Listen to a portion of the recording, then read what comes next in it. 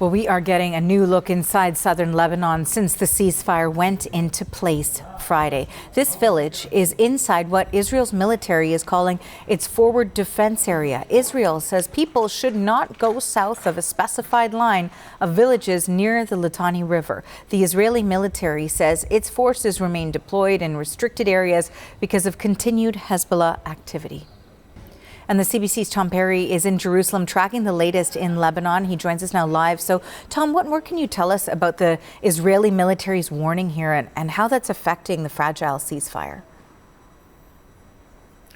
Well, since the ceasefire was agreed to, we've seen images of thousands, tens of thousands of Lebanese people swarming the roads, moving south, trying to get back to their homes, trying to get back to villages, many of which were badly damaged in the fighting between Israel and Hezbollah. Now, the Israeli military put out a message today, calling it an urgent message, saying that for the sake of yourself, the sake of your families, to not travel to this long list of villages that the IDF gave out to Lebanese people hoping to go back to these places, telling them not to approach the Litani River, not to go, as I say, to a number of villages, because they say they're still in operations against Hezbollah militants in these areas. Certainly, the Israeli military is deployed in southern Lebanon. It's established this security zone.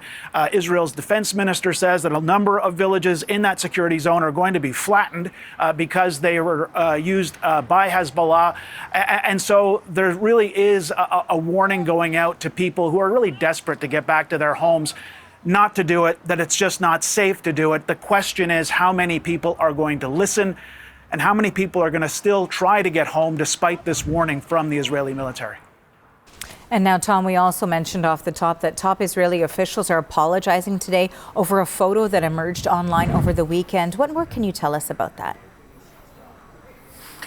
Yeah, this was a pretty damaging photo for the Israeli military. It showed an Israeli soldier with a sledgehammer smashing a statue of Jesus. Now, the IDF investigated it, confirmed that this did happen. This was a photograph taken in a Christian village in the southern part of Lebanon. The IDF said that it views this incident with great severity and that the conduct that was seen in this photo was inconsistent with the values expected of Israeli troops, that appropriate measures will be taken. Now, Israel's prime minister has condemned this as well. We also saw a message today from Israel's foreign minister, Gideon Sar. He said, the damaging of a Christian religious symbol by an IDF, Israel Defense Forces soldier in southern Lebanon is grave and disgraceful.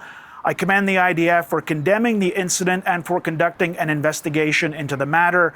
I'm confident that the necessary strict measures will be taken against whoever carried out this ugly act. This shameful action is completely contrary to our values. So that was a message from Israel's foreign minister. I said we had the prime minister condemning it as well.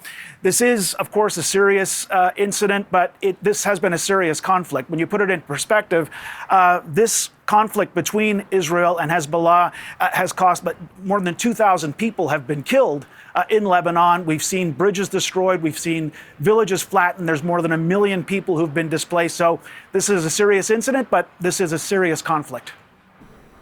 Tom, thank you for the latest on this. That is the CBC's Tom Perry in Jerusalem.